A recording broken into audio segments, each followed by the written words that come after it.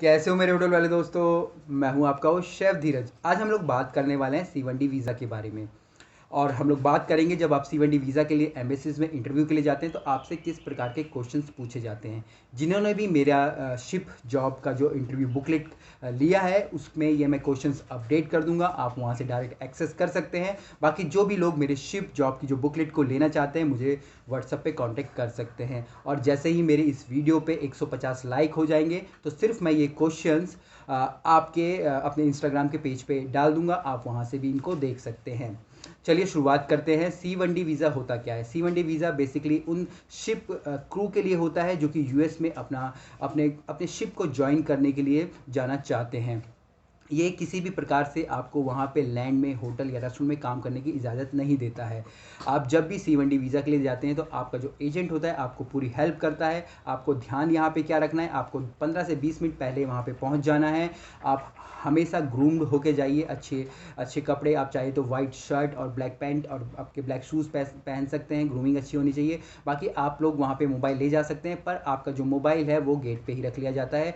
आप अंदर एम्बेसी के अंदर वहाँ पे ये यूज़ फ़ोन नहीं कर सकते हैं। अब आपसे जो क्वेश्चंस पूछे जाते हैं वो लगभग 25 तरीके के होते हैं या 25 आपको बेसिकली क्वेश्चंस होते हैं। यहाँ कलनरी से रिलेटेड कुछ नहीं होता है, सिर्फ यहाँ पे ये चेक किया जाता है कि भैया आप वहाँ पे जाके इलीगल तौर पे तो नहीं बच जाओगे। मेन मकसद उनका यही होता है। पूरे क्वेश्चंस में आपको इसी तरीके के ट्रिकी क्वेश्चंस पूछे जाएंगे।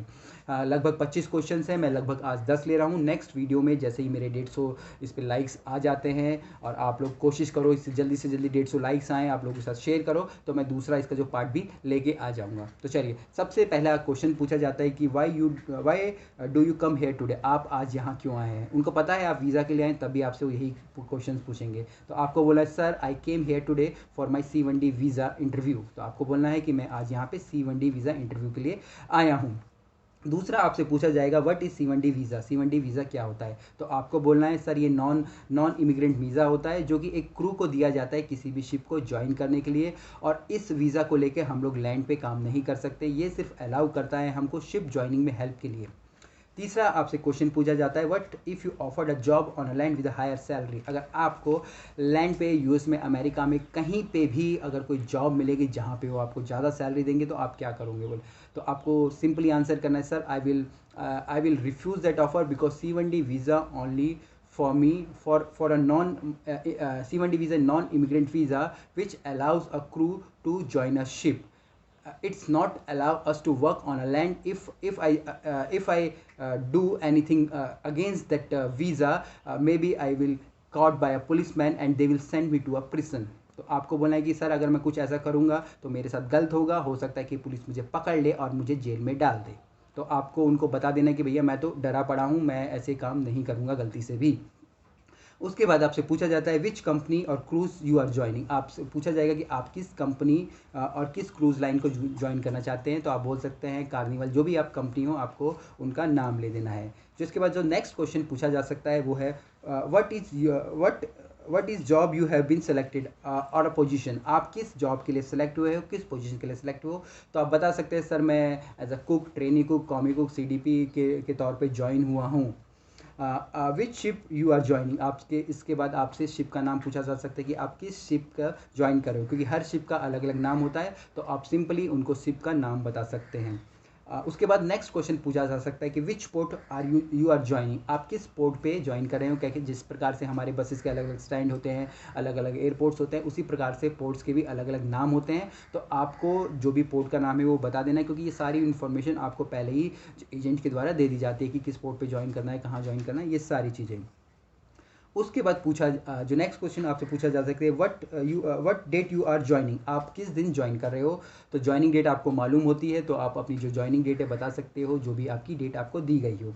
उसके बाद आपसे पूछा जा सकता है कि how long be the contact. आपका जो कॉन्टैक्ट है कितने महीने का हो। कॉन्टैक्ट कहीं पे 11 महीने का होता है, 9 महीने का होता है, 6 महीने का होता है। तो आपको अपने कॉन्टैक्ट में जो भी आपको पहले बताया गया होगा आपको वो सारी बातें उनको बता देनी है। आपको सिंपली बोल देना है माई contact length is 9 months, 8 months, जो भी आपको उसमें लिखा गया है।